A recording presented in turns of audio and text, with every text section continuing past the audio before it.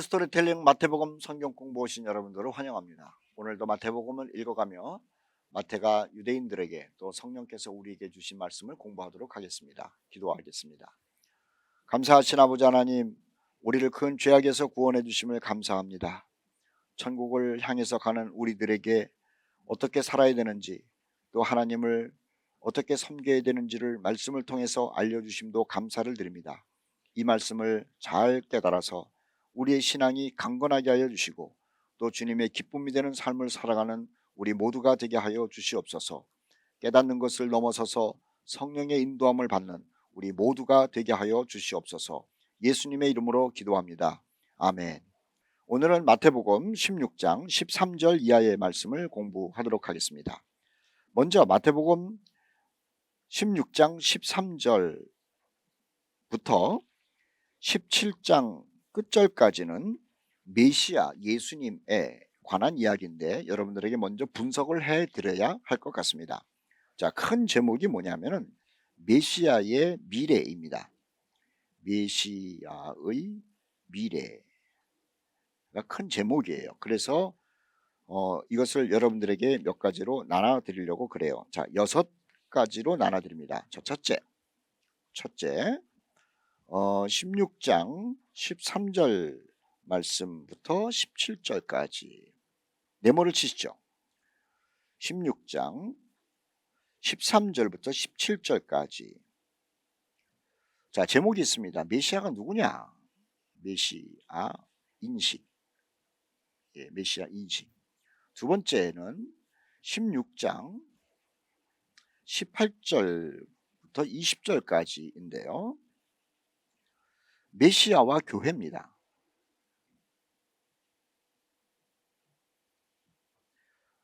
자, 세 번째는 16장 21절 말씀부터 28절까지죠.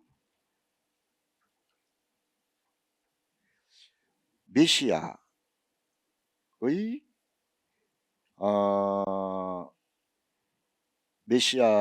고난 논쟁이에요. 네 번째는 17장 1절 말씀부터 13절까지 봅시다. 13절. 그 메시아가 받는 영광을 그리고 있어요. 메시아가 받는 영광. 그리고 다섯 번째는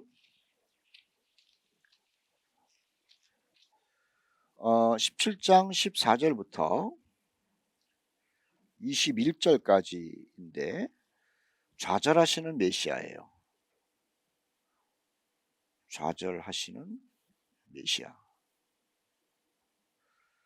그리고 여섯 번째는 마지막이겠죠? 17장 22절 말씀부터 27절까지를 봅시다. 순종하시는 메시아예요.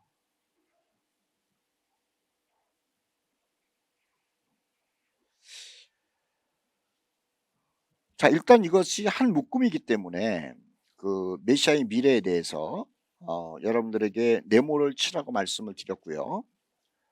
자, 이 메시아라고 하는 것은 유대인들에게는 특별한 의미가 있죠. 특별함. 왜냐하면 유대인들은 오랫동안 이 메시아에 대한 약속을 가지고 있었어요. 그리고 유대인들은 메시아에 대한 기대가 컸어요. 이게 유대인들의 특징이거든요. 그러니까 마태는 유대 기독교인들에게 당신들이 어려서부터 또 지금도 가지고 있는 그 메시아 약속, 그리고 메시아에 대한 기대가 있지 않느냐, 내가 여기에 대해서 설명을 해주겠다라는 의미로 지금 16장 13절 말씀부터 17장 27절까지 아주 상세하게 써놓았다는 겁니다. 우리가 성경을 읽으면서 이 부분을 여러 번 읽었을 겁니다만은 이렇게 분석을 해놔야 유대 기독교인들을 향한 마태의 마음, 그리고 유대 기독교인들을 향한 마태가 무엇을 지금 심어주려고 하는지에 대해서 깨닫게 되기 때문에 우리는 이것을 분석해 놓은 겁니다. 자, 몇 시간에 걸쳐서 이것을 공부할 때에 유대 기독교인의 마음을 가지고 여러분들 함께 따라와 주시면 감사하겠습니다. 먼저 16장 1절, 아니 13절부터 17절을 내모치시죠. 16장 13절, 17절이죠. 자, 그 내용을 말씀을 드린 것처럼 이 내용이 메시아에 대한 인식이에요. 자, 13장 읽겠습니다. 예수께서 빌립보 가이사라 지방에 이르러, 자, 동그라미 놓으시고요. 빌립보 가이사라라고 하는 거예요. 빌립보 가이사라. 자, 13절부터 28절까지는 제가 세 가지로 분석을 했습니다만 세 부분으로 우리는 한 묶음으로 많이 들었죠. 이게 뭐냐면 예수님이 누구냐에 대한 질문 그리고 거기에 대한 이야기로 나오기 때문에 그래요. 그런데 13절부터 17절 더 나아가서 28절까지 가장 중요한 단어가 뭘까 생각하면 바로 이거예요. 빌립보 가이사라, 가이사라 빌립보 지방이라고 하는 거. 이건 장소죠. 굉장히 중요해요. 장소. 자, 지금 여기가 지금 유대 땅입니다. 그림을 보세요. 이게 유대 이스라엘 땅이에요. 자, 여기가 우리가 소위 말하는 갈릴리 지방이라고 얘기를 하죠. 갈릴리 호수. 유대인들에게는 바다입니다. 그리고 여기가 시돈이 있고 또 여기가 두로가 있고 그래요. 예수님이 여기까지도 가셔가지고 뭐 말씀 전하시고 그럴 때도 있었어요. 그런데 지금은 어디냐면은 이 빌립보 가이사라 빌립보가 어디냐라고 하는 거예요. 여기서부터 40km를 올라가는 겁니다. 여기에요. 이 빌립보 가이사라. 자, 빌립보라고 하는 지역 이름은 우리가 뭐 알 수가 있어요. 근데 가이사라라고 하는 건 뭐냐는 거예요. 자, 헤롯 빌립이 통치하고 있었어요. 당시에 헤롯 빌립이 이 땅을, 빌립보라고 하는 땅을 가이사 황제에게 바친 땅이에요.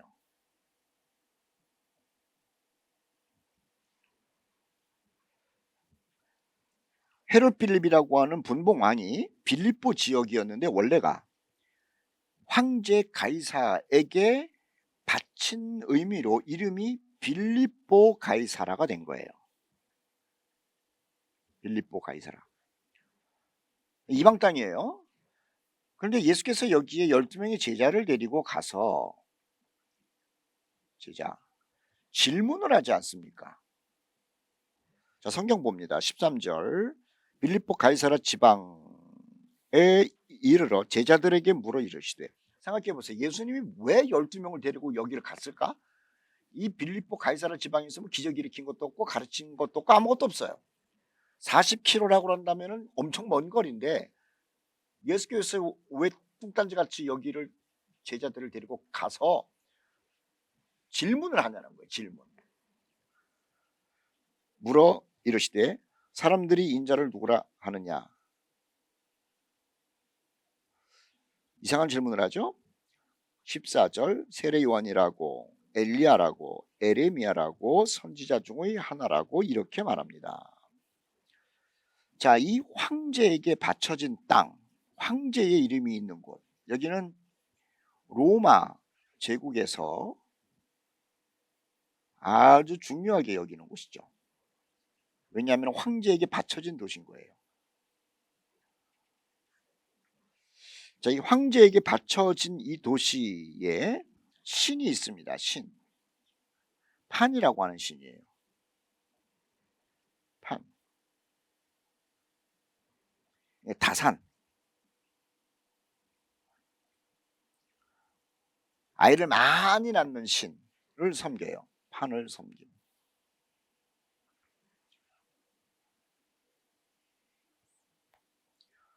자, 여기에서는요, 가이사라를 마스터, 주라고 불러야 되는 것이고, 그리고 로마의 황제 가이사라의 허락된 신을 섬겨야 되는 거죠. 그리고 제사를 드리면서 저들이 상업을 하고 아이들 교육을 하는 거예요. 자, 우리나라로 얘기를 하면은 우리 부산 사람들이, 우리 교인들이 말입니다. 저기 해동용궁사라는 데가 있어요. 기장 가다 보면은 그곳에 제가 목사님들을 끌고 간 거예요. 거기 그 해동용궁사에 사람들이 많이 있고, 그 다음에 거기를 보면서 불상 앞에다가 절도 하고 시주도 하고, 거기 스님들도 있고 그러는데, 제가 우리 교회 목사님한테 물어보는 거예요. 사람들이 나를 누구라고 합니까? 그러면은 목사님, 여기서는 얘기하지 말고 나가서 얘기합시다, 그럴 거 아니에요. 사람들은 나를 누구라고 하냐? 목사님은요, 목사님, 여기서는 목사님이라고 그러면 안 되니까는 교수님이라고, 아니면 선생님이라고, 우리보다 나이가 많고 머리도 희니까 아버님이라고 그럽시다, 이렇게 얘기를 할 거라고요.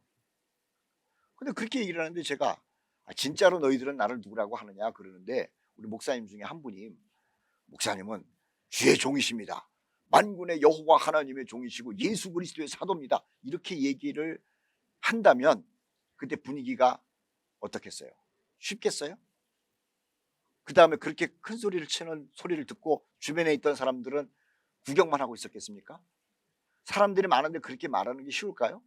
자, 그래서 가이사라 빌립보라고 하는 것이 굉장히 중요한 지금 이 말이라고 하는 거예요. 14절 말씀, 세례 요한, 아이고 엘리야, 예레미야 못 알아듣는 얘기를 하는 거예요. 그런데 15절, 너희는 나를 누구라 하느냐? 시몬 베드로가 대답하여 이르되 주는, 자 거기 주 동그라미 넣으십시오. 주, 아니 예수님을 황제 가이사에게만 주님이라고 하는 용어를 지금 거기서 큰 소리로 얘기한다. 당신은 마스터입니다. 황제에게 말하는 용어, 그 주라고 하는 분입니다, 이렇게 얘기를 하는 거예요. 놀랄 일이죠. 그리고 또 하나, 그리스도입니다. 구원자라는 얘기를 하는 거예요. 우리가 기다렸던 자입니다. 더 나아가 가지고 세 번째, 살아계신 하나님의 아들입니다.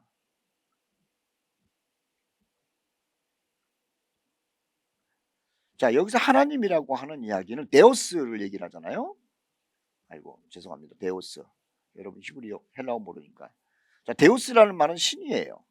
신의 아들입니다라고 얘기를 해요. 그런데 이 이야기가 예루살렘 성전에서 했다든지 아니면은 갈릴리 호숫가에서 했다든지 그러면 큰 문제가 안 될 것 같아요. 그럼 지역이 어디라고요? 빌립보 가이사라에서 한 거예요. 그러니까는 예수님이 놀란 거예요, 베드로한테. 17절, 대답하여 이르시되 바요나 시모나 내가 복이 있도다. 자, 거기까지만 먼저 봅시다. 이야, 첫째, 이 복이라고 하는 건 뭐냐면요, 용기 대단하다, 그 말 아닐까요? 너 진짜 용기 대단하다. 또 하나는 그렇게 용기를 냈으니 하나님이 너 축복 안 해주겠냐? 그 얘기일 수도 있겠다는 생각이 들어요. 그 다음에 읽을게요. 이를 내게 알게 하니는 혈육이 아니요 하늘에 계신 내 아버지시다. 자, 요건 좀 다른 얘기죠. 시몬아, 내가 복이 있도다, 이렇게 얘기를 한 다음에 내게 알게 한 이는 혈육이 아니요 하늘에 계신 내 아버지시다. 이거는 제정신으로 한 말이 아니다라고 하는 거예요. 제정신으로 한 말이 아니다라고 하는 거예요. 자, 여러분들 한번 적어 놓으시고 싶으면은 적어 놓으세요. 자, 왜 제정신으로 한 말이 아닐까? 이 말을 하면은 이해가 될 거예요. 주는 주, 그리스도, 하나님의 아들, 이렇게 얘기를 하지 않았습니까, 지금 베드로가? 근데 이게 제정신으로서는 얘기 못해요. 자, 왜 그럴까 보시죠. 첫째, 가족들이 미쳤다 그랬어요.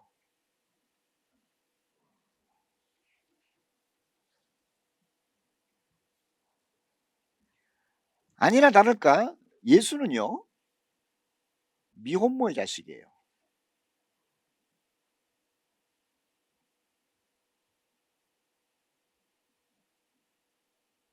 그리고 목수예요.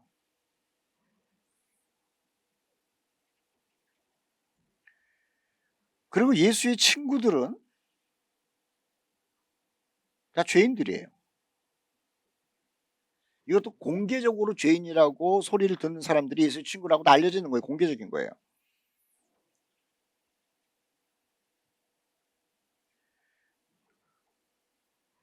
그리고 예수는 12명과 더불어서 다닐 뿐이에요. 그런데 이런 사람을 황제가 받는 용어로 표현을 하고, 더군다나 유대인들이 그렇게 기대하는 그리스도로 표현을 하고, 더군다나 하나님의 아들로 표현을 하니 이것은 절대로 제정신 갖고는 못해요. 우리야 늘 들었던 이야기고 뭐 그런가 보다 그렇게 돼가지고 뭐 예수님은 나의 주님, 그분은 메시아 그리스도, 그분은 하나님의 아들, 뭐 이제 뭐 익숙하게 얘기를 하는데 지금 상황은 그런 게 아니죠. 빌립보 가이사라예요. 그리고 사람들이 다 예수를 미쳤다 그러고 제자들이 물론 쫓아다니긴 했습니다만은, 아이고 저 마리아랑 요셉이랑 거 어떻게 진짜 난 건지 이런 얘기를 하고, 가난하기는 또 짝이 없고 직업은 목수고 친구들은 전부 세일이나 무슨 뭐 이 죄인들, 이런 사람들, 공개적인 죄인들을 하고 친구를 하고 있고, 그런데 이런 사람을 이렇게 표현한다는 것이 불가능하죠. 이건 불가능한 거예요. 그런데 베드로가 이 표현을 한 거예요.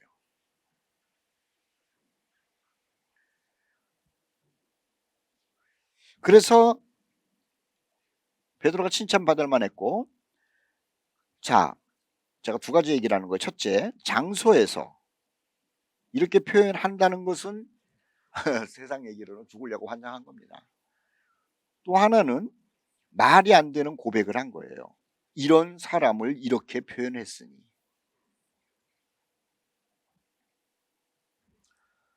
우리에게 굉장히 큰 도전을 주는 메시지가 여기 있는 겁니다. 자, 뭐 가족이 어떻건, 뭐 어머니나 뭐 직업이 어떻건, 뭐 예수님의 친구가 어떻건, 이것은 뭐 이제 넘어갑시다.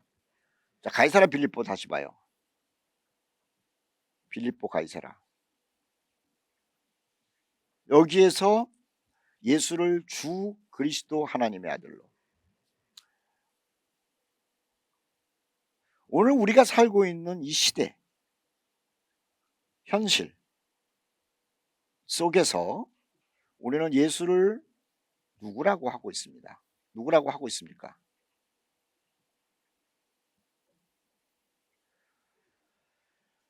갈릴리 호수에서 이런 얘기하는 것 할 수 있죠. 뭐 예루살렘에서도 할 수 있을 것 같아요. 사마리아에서도 할 수 있을 것 같아요. 일단 홈그라운드잖아요. 다 유대인들이고 피부색도 같고 또 여호와 종교를 섬기기도 하고 같은 메시아를 기다리기도 하고. 그런데 가이사라 빌립보라고 하는 데는 이건 홈그라운드가 아니에요. 예수가 아니라 지금 베드로도 그렇고 다른 제자들도 그렇고 홈그라운드가 아니에요. 어색한 곳이에요. 우리의 직장, 우리의 학교, 또 음식점, 또는 친구들과의 만남, 동창들과의 만남, 뭐 이런 만남 속이 바로 가이사라 빌립보 같은 장소가 아닐까요? 여기에서 당신은 예수를 누구라고 합니까? 라고 하는 질문을 받는다면 우리는 뭐라고 대답을 하냐는 거예요. 예레미야, 엘리야, 세례 요한이라고 대답하는 것은 굉장히 쉬워요. 직장에서 말이에요. 또는 친구들과의 만남 속에서 예수, 내가 저기 뭐 나가는 교회 예수 누구냐고? 성인이지. 할 수 있어요. 그분은 사람들에게 선을 베푼 사람이야. 기적이 있던 사람이야. 그리고 사람들을 사랑해서 희생한 사람이야. 이런 얘기 할 수 있죠. 그리고 그런 얘기를 할 때 누구도 거기에 대하여 잘못된 생각이라고 틀렸다고 말하지 않습니다. 그래서 그렇게 얘기를 해요. 가이사라 빌립보에서 엘리야라고 얘기를 해도 돌 안 맞고요. 예레미야라는 얘기를 해도 괜찮고 세례 요한이라는 이야기를 해도 그냥 그런가 보다 그래요. 그런데 주요 그리스도요 살아계신 하나님의 아들이요라고 얘기를 했을 때는요, 사람들이 다 주목하는 거예요. 미쳤다라고 얘기를 하는 거예요. 고발당할 수 있는 거예요. 그리고 왕따가 되는 거예요. 여러분들에게 있어서 가이사라 빌립보는 어디입니까? 그리고 그 가이사라 빌립보에서 예수는 누구냐는 질문을 받았을 때 여러분들은 어떻게 대답할 겁니까? 주는 그리스도시요 살아계신 하나님의 아들입니다. 이렇게 얘기를 할 겁니까? 아니면은 아무에게도 공격받지 않고 욕먹지 않고 주목받지 않는 훌륭한 예레미야 같은 분, 또 세례 요한 같은 분, 엘리야 같은 분이라고만 두루뭉실하게 넘어가지는 않을까요? 한번 생각해 볼 만한 질문인 겁니다. 자, 17절 말씀 보시죠. 다시 한번 봅니다. 바요나 시몬아 내가 복이 있도다. 이를 내게 알게 한 이는 혈육이 아니요 하늘에 계신 내 아버지다. 내게 알게 한 이는 따로 있다는 겁니다. 맨정신으로는, 제정신으로는 이런 대답할 수도 없고, 또 맨정신으로는, 자 여기 보세요. 이런 평가를 받고 있는 예수를 그리스도 하나님의 아들이라고 말하는 것이 불가능하다. 이건 하나님의 은혜다라고 지금 예수께서 해석을 해주고 있는 것이죠. 자, 우리의 신앙의 고백은 내가 하는 것 같은데 성령의 역사라고 하는 거예요. 우리 신앙의 고백은 내가 하는 것 같은데 하나님의 강력하신 역사라고 하는 것이죠. 그래야지 신앙 고백서 속에서도 나는 하나님의 은혜로 주님을 영접하고 주님을 섬기고 있다라고 하는 겸손한 표현이 가능한 거예요. 그런데 내 의지로 가이사라 빌립보 같은 세상 속에서 내 의지로 내가 주님이라고 고백했어, 그리스도라고 고백했어, 난 용기 있어, 그러면은요 자신의 의가 또 삐쭉 올라오게 된다는 거죠. 베드로야, 이를 알게 한 이는 뭐라 그래요? 혈육이 아니요 하늘에 계신 내 아버지가 한 것이다. 아버지의 은혜다 라고 그렇게 알려주고 있는 겁니다. 자, 두 번째 이야기가 진행이 되고 있습니다. 18절부터 20절까지 네모를 치셨죠? 18절부터 20절까지. 자, 여기에 제목은 메시아의 교회, 메시아의 교회예요. 베드로가 그 고백을 하고 났더니 예수께서 정말 뜻밖의 얘기를 하십니다. 교회에 관한 이야기를 하시죠. 18절. 또 내가 네게 이르노니 너는 베드로라. 내가 이 반석 위에 내 교회, 구분된 사람들을 따로 모으겠다는 거예요. 소위 말하는 에클레시아라고 그래요. 죄송합니다. 교회라는 말이 에클레시아인데 이것이 구분된 무리.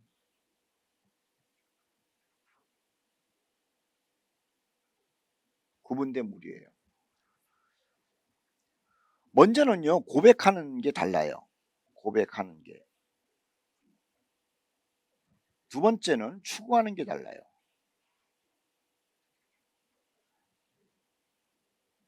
고백하는 게 다르고 추구하는 게 다르고 사는 게 달라요. 구분된 무리가 다르다.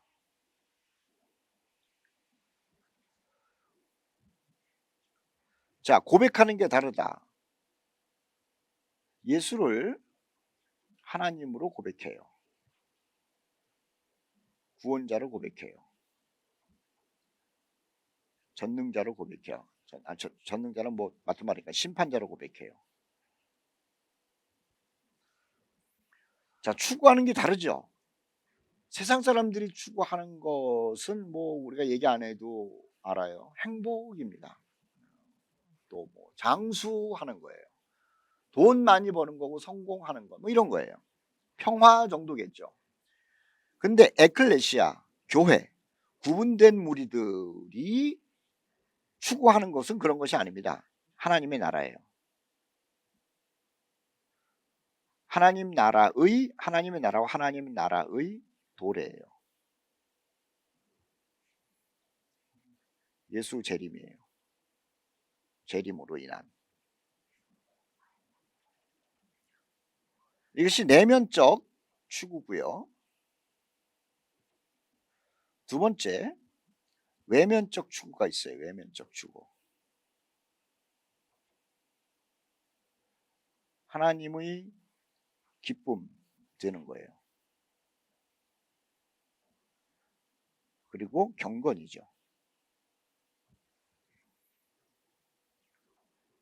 사는 게 달라요. 사는 게 사명으로 살아요.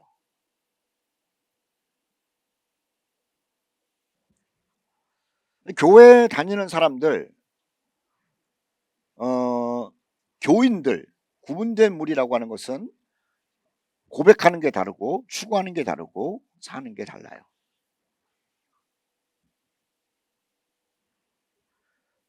자, 18절 말씀 계속 봅시다. 내가 네게 이르노니 너는 베드로, 반석이라는 말입니다. 반석 위에 내 교회, 구분된 무리들을 모을 것이다는 것이고 음부의 권세가 이기지 못할 것이다. 이게 지옥이죠. 음부. 이 지옥과는 상관이 없는 존재들이 됐다는 거예요.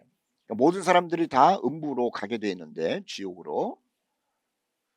그런데 구분된 사람들은 음부와는 상관이 없는 하늘의 백성이 된다는 거예요. 음부와 대비되는 말이 낙원입니다. 그러니까 모든 사람들에게 무거운, 그 다음에 피할 수 없는 이게 뭐냐면 음부의 권세거든요. 모든 사람이 죄를 지었으니 하나님의 영광에 이르지 못하고 죄의 삭은 사망이고 그런 거예요. 그래서 음부가 인간을 모두 목줄을 쥐고 있는데, 교회에 구분된 무리들은요 음부의 권세에 저촉을 받지 않는다는 거예요. 그래서 지금 예수께서 18절 말씀에 음부의 권세가 이기지 못한다 이렇게 얘기를 하는 겁니다. 가톨릭에서는 이 베드로라고 하는 이름 위에 교회를 세웠다라고 생각해요. 근데 그건 아니고 고백 안에 있는 거죠. 고백. 베드로의 고백이 반석이에요. 베드로의 고백이 반석인 거예요. 베드로라고 하는 이름 자체가 물론 그 반석이라는 뜻이겠지만은 그 이름 위에 교회가 세워진 것이 아니라 베드로가 고백한 것이 반석이라는 거예요. 그래서 흔들지 않는 거예요. 이 고백이 있는 한. 자, 이 고백을 뭐라고 얘기를 하냐면 우리 소위 말하는 신앙 교리라고 얘기를 하는 거예요. 그래서 교회에서 모든 성도들이, 초신자는 물론이고 또 이 교리를 배우지 못한 사람들이 참 많잖아요. 교리를 반석처럼 든든하게 알고 있어야 되고 뿌리를 내리고 있어야 돼요.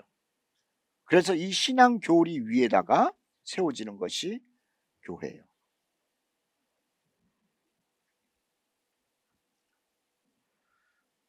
그냥 베드로만 교회를 세운 게 아니잖아요. 바울도 교회를 세워요. 또 빌립도 교회를 세워요. 요한도 교회를 세워요.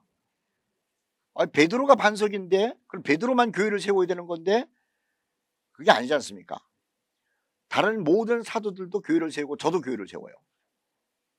그러면 교회를 세우는 건 뭐냐면은 베드로가 한 이 고백 위에다가 세워지는 공동체를 말하는 것이죠. 자, 고백적 능력 안에 있는 베드로라고 하는 거예요. 그러면은 베드로는요, 이분이 받은 혜택이 있어요. 첫 번째, 교회 공동체를 세워요.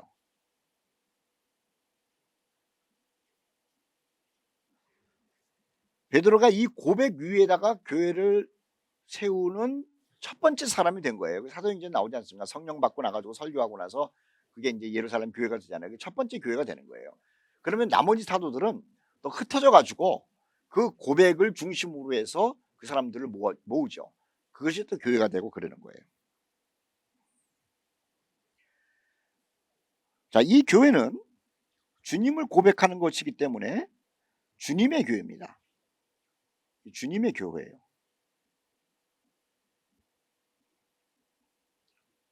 사람의 교회가 아니고 또 돈 많이 낸 사람의 교회가 아니고 또 어떤 힘 있는 사람의 교회가 아니라 주님을 고백한 곳이기 때문에 주님이 머리가 되죠. 그래서 주님의 교회라고 예수께서 말씀하시는 거죠. 18절 중간에 보십시오. 이 고백 위에 서 있는 사람들을 나의 교회라고 할 것이다 라는 말이 나와요. 19절 말씀, 천국의 열쇠를 네게 주리니, 여기서 네게라고 하는 것은 베드로에게 준다는 얘기가 아니라 이 신앙적 고백을 가지고 교회를 세우는 지도자들을 얘기하는 거예요. 이 신앙적 고백을 가지고 교회를 이끌고 가는 지도자들을 얘기를 하겠죠.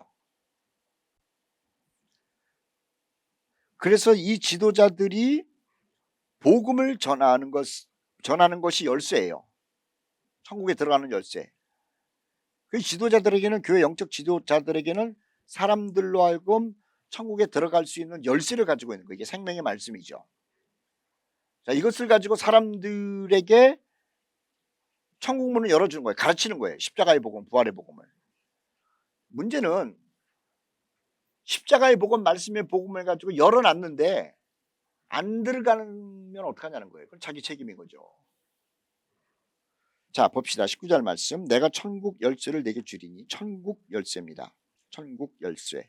그러니까 베드로가 가지고 있는 것이 아니라 베드로가 천국을 들어가게 할 수 있고 안 들어가게 할 수 있는 그 복음을 가지고 있다는 거예요. 내가 땅에서 무엇이든지 매면 하늘에서도 매일 것이고 내가 땅에서 무엇이든지 풀면 하늘에서도 풀리리라. 사람을 천국으로 들어가게 하는 사람이 가지고 있는 하나님께로부터 부여받은 영적 권위를 얘기를 하는 것이죠. 자, 다시요. 천국 열쇠가 뭘까요? 거듭남게 하는 십자가의 복음이라고 하는 거예요. 그 십자가의 복음을 가지고 있는 사람이 천국 열쇠를 가지고 있는 거죠. 그래서 그 천국 열쇠를 사람들에게 열어주는 거예요. 천국을. 누굴 만나가지고 너 천국 가는 그 문을 내가 열어주겠다. 그래서 복음을 얘기를 하는 거예요. 그래서 듣는 사람이 그 천국의 열쇠를, 복음을 가지고 열어줬는데 나 거부한다, 안 들어간다 그러면 그 사람 끝나는 거고, 어떤 사람은 이 복음이 천국 문을 열었군요, 내가 반응합니다, 걸어 들어가면, 믿음으로 걸어 들어가면 그 사람이 구원받는 것을 얘기하는 것이죠. 자, 20절 말씀, 이에 제자들에게 경고하사 자기가 그리스도인 것을 아무에게도 이르지 말라, 이렇게 얘기를 합니다. 자, 여기 참 궁금한 게 있어요. 왜 예수께서 경고까지 하시며 말하지 말라고 그럴까? 말하면 맞아 죽어요. 말하면 맞아 죽는다. 왜 그럴까요? 유대인들 메시아가 고난받는 메시아가 아니에요. 정복자 메시아죠. 고난받는 자가 아니고 정복자 메시아예요. 능력자 메시아예요. 지금 나라를 빼앗긴 상황 가운데서 메시아의 약속을 그렇게 듣는 거예요. 하나님이 메시아를 보내면은 그가 와가지고 로마를 다 짓밟고 우리 유대인들이 하나님의 이름으로 세상을 다스리는 시대가 올 것이다라고 하는 것을 기대하고 있는데, 그런 기대를 하고 있는 사람들에게 가가지고 내가 메시아라는 얘기 하면 안 된다는 거예요. 야, 그거 목수 같은 놈이 무슨 우리나라를 구해? 마, 너 그거 헛소리 하지 마. 너 어디 가서 뻥끗도 하지 마. 그거 아버지도 일찍 죽고 엄마가 그 진짜 엄마인지 아닌지 그것도 모르는 그 사람을 메시아라고 그래? 막 그 우리나라가 기다리는 그 메시아에 대한 자존심의 문제다. 뭐 별 얘기를 다 하면서 예수를 메시아라고 그러는 사람이 먼저 공격을 받고요. 그리고 메시아로 부름을 받는, 소개되는 예수까지도 곤란해진다는 거죠. 그래서 예수께서는 경고하사 자기가 그리스도인 것을 아무에게도 말하지 말라고 그러는 겁니다. 다시요, 16절 말씀 봅시다. 16절 앞에 부분이랑 연결이 돼야 돼요. 시몬 베드로가 대답하여 이르되 주는 그리스도시요 살아계신 하나님의 아들입니다. 그래서 예수께서 칭찬을 했어요. 아, 멋있잖아요. 주 그리스도 하나님의 아들. 이 고백을 하고 나니까는 예수님이 베드로를 그렇게 칭찬을 했단 말입니다. 내 능력을 넘어서는 고백을 한 것이다라고까지 하면서 칭찬을 했어요. 자, 그리고 나서요 이렇게 이야기를 합니다. 21절이에요. 고백은 맞는데 그가 어떤 삶을 살 것인지에 대해서 예수께서 소개를 하죠. 이건 다음 시간에 공부할 겁니다만 이렇게 얘기를 하는 거예요. 네 고백은 맞다. 그런데 네가 고백한 그 고백 속에, 입으로 말한 그 생각 속에 어떤 메시아라고 그림 그리고 있지? 그걸 지워라. 네가 말한 그 고백의 메시아는 이런 미래를 살 것이다. 21절이죠. 자기가 예루살렘에 올라가 장로들과 대제사장들과 서기관들에게 많은 고난을 받고 죽임당하고 3일 만에 살아나는 메시아를 얘기를 하는 거예요. 그러니까는 베드로가 기절초풍하는 거죠. 자, 다시 정리를 합니다. 13절부터 17절까지 우리는 우리의 가이사라 빌립보는 어디일까요? 그리고 우리의 가이사라 빌립보에서 우리는 예수를 뭐라고 소개하고 또 고백하고 있습니까? 18절부터 20절까지 우리는 교회를 다니고 있습니다. 우리가 다니는 교회의 터전은 어떤 거냐는 거예요. 주는 그리스도시요 살아계신 하나님의 아들이라고 하는 고백이어야 되는 것이고, 그리고 교회 공동체는 세상과 고백이 다르고 추구하는 게 다르고 그리고 사는 게 다르다는 것을 인식하면서 이 공동체의 일원으로서 우리는 어떻게 살아야 될지 생각해야 된다라고 하는 겁니다.